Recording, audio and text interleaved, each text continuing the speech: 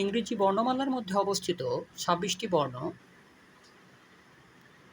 যে ২৬টি বর্ণের মধ্যে অবস্থিত এ, ই, আই, ও, ইউ এই ৫টা বর্ণকে আমরা ভাওয়েলস বলি।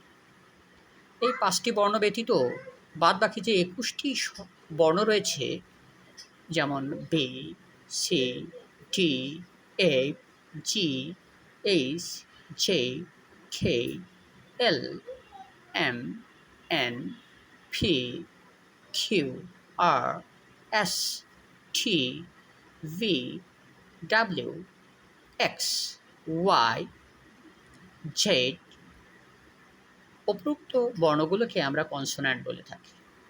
কনসোন্যান্টের মধ্যে অবস্থিত দুটি বিশেষ বর্ণ, যেমন ডাব্লিউ এবং ওয়াই, এই দুটি বর্ণকে আমরা সেমি ভাওয়েলস বলে থাকি।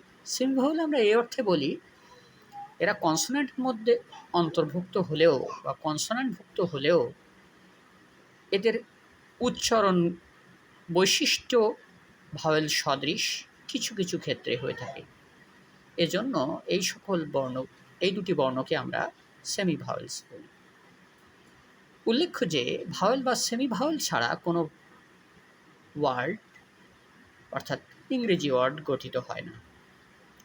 যদি উদাহরণ পর্যবেক্ষণ করি তাহলে দেখতে পাই যে অ্যান্ড একটি ওয়ার্ড বা অ্যান একটি ওয়ার্ড, ফোর একটি ওয়ার্ড বা অ্যাক্টিভ একটি ওয়ার্ড। এই ওয়ার্ডগুলোর মধ্যে এক বা একাধিক ভাওয়েলের অস্তিত্ব আছে।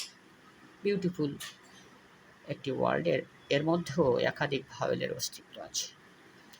কিছু ওয়ার্ড আছে যেমন ড্রাই বা ক্রাই, এ ধরনের শব্দে ভাওয়েলের অস্তিত্ব না থাকলেও সেমি ভাওয়েলের অস্তিত্ব বিদ্যমান। এখান থেকে মোটামুটি একটা ধারণা পাওয়া যায় যে ওয়ার্ডের গঠনের ক্ষেত্রে একটি ভাওয়েল বা সেমি ভাওয়েল আবশ্যিক উপাদান হিসেবে কাজ করে। That's it. Thanks for watching.